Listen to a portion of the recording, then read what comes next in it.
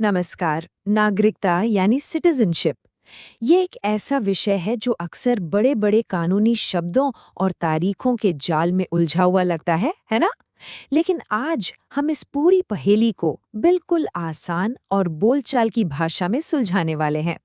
हम समझेंगे भारत की नागरिकता का कानूनी इतिहास, खास तौर पर संविधान के अनुच्छेद 5 से लेकर 11 तक। तो चलिए सीधे शुरू करते हैं। आज के इस विश्लेषण में हम इन 6 मुख्य बिंदुओं पर बात करेंगे। नागरिकता का आखिर मतलब क्या है? हमारे देश में रहने वाले 4 अलग-अलग तरह के निवासी कौन हैं? संविधान लागू होने पर नागरिकता कैसे तय हुई? विभाजन के वक्त क्या नियम थे? पीआईओ और नागरिकता खोने के क्या नियम हैं? और आखिर में संसद और नागरिकता अधिनियम। तो चलिए सबसे पहले अपने पहले बिंदु की तरफ बढ़ते हैं और समझते हैं नागरिकता का असल मतलब। आप सोच रहे होंगे कि आखिर एक नागरिक होने का असली मतलब क्या है। देखिए, नागरिक वो व्यक्ति है जो अपने देश के प्रति पूरी निष्ठा रखता है और उसके बदले में देश उसे सुरक्षा देता है। ये एक टू वे स्ट्रीट है। इसी रिश्ते की वजह से हमें अपने पूरे सिविल और पॉलिटिकल राइट्स यानी नागरिक और राजनीतिक अधिकार मिलते हैं। अब देखिए, एक नागरिक तो हमें भौतिक रूप में दिखाई देता है, लेकिन नागरिकता को आप छूकर नहीं देख सकते।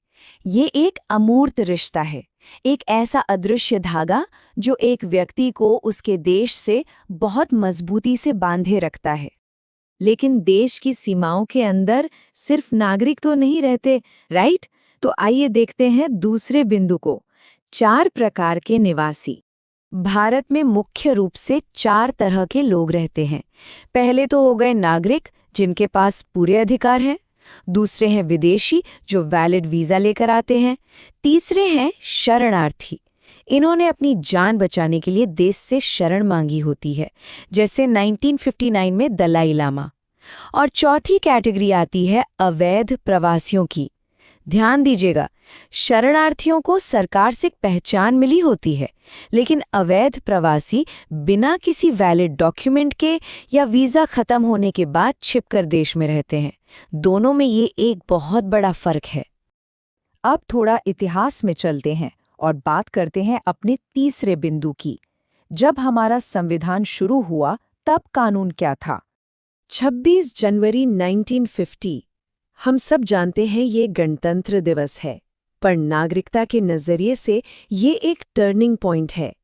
ये वो दिन था जब हमारा संविधान लागू हुआ और अनुच्छेद 5 सामने आया, जिसने ये तय किया कि उस समय भारत का नागरिक कौन कहलाएगा। तो अनुच्छेद 5 के हिसाब से डोमिसाइल के आधार पर नागरिकता किसे मिली? इसकी 3 बहुत सिंपल शर्तें थीं और इनमें से कोई एक भी पूरी करनी थी। पहली, क्या आपका जन्म भारत में हुआ है? अगर नहीं, तो दूसरी शर्त, क्या आपके माता-पिता में से कोई एक भारत में पैदा हुआ था?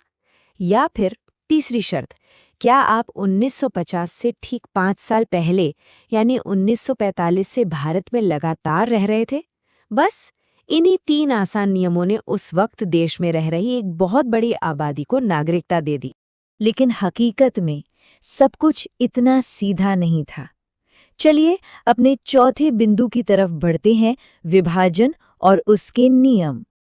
1947 के विभाजन के वक्त माहौल बहुत अफरा-तफरी भरा था। ऐसे में सिर्फ अनुच्छेद 5 से काम नहीं चलने वाला था। 20 फरवरी 1947 को एटली की घोषणा के साथ ही तय हो गया था कि देश बटेगा। इसके बाद तो जैसे पलायन की बाढ़ आ गई। लाखों लोग इधर से उधर जा रहे थे। उन्हें कंट्रोल करने के लिए 1 मार्च 1947 और 19 जुलाई 1948 जैसी कट ऑफ तारीखें तय करनी पड़ी और परमिट सिस्टम लाना पड़ा। इन्हीं हालातों की वजह से अनुच्छेद 6 और 7 बनाए गए। तो इन दोनों में क्या फर्क है? देखिए, अनुच्छेद 6 उन लोगों के लिए था जो पाकिस्तान से भारत आए थे। अगर उनके पूर्वज अविभाजित भारत में पैदा हुए थे, तो उन्हें नागरिकता दे दी गई। हाँ, जुलाई 1948 के बाद आने वालों को एक परमिट लेना जरूरी था। वहीं दूसरी तरफ अनुच्छेद 7 बिल्कुल अलग हालात हैंडल करता है। ये उनके लिए था जो 1 मार्च 1947 के बाद भारत से पाकिस्तान तो चले गए, पर वहाँ के हालात देखकर उन्हें लगा कि नहीं, हमें वापस जाना चाहिए। तो कानून ने उन लौटने वालों के लिए भी पुनर्वास परमिट के जरिए वापस नागरिकता पाने के दरवाजे खुले रखे। ये तो हो गई पड़ोस की बात। अब आते हैं अपने 5वें बिंदु पर, भारतीय मूल के व्यक्ति पीआईओ और नागरिकता का खत्म होना। अनुच्छेद 8 और 9 के बीच का कॉन्ट्रास्ट काफी दिलचस्प है। एक तरफ अनुच्छेद 8 एक खुला दरवाजा है। यह कहता है कि अगर आप भारतीय मूल के हैं यानी पीआईओ हैं और विदेश में रह रहे हैं तो आप वहां भारतीय दूतावास में रजिस्टर करवाकर भारत के नागरिक बन सकते हैं। लेकिन अनुच्छेद 9 एकदम सख्त है। क्यों? क्योंकि भारत में एकल नागरिकता या सिंगल सिटीजनशिप का प्रावधान है। अगर आपने अपनी मर्जी से किसी दूसरे देश की नागरिकता ले ली तो उसी सेकंड बिना किसी देरी के आपकी भारतीय नागरिकता खत्म हो जाएगी। इसमें कोई छूट नहीं है। इस पूरी उथल-पुथल में लोगों को सुरक्षा देने के लिए अनुच्छेद 10 बनाया गया। इसने गारंटी दी कि भाई जिन्हें 1950 में संविधान की शुरुआत में नागरिकता मिल गई है, वो सुरक्षित हैं।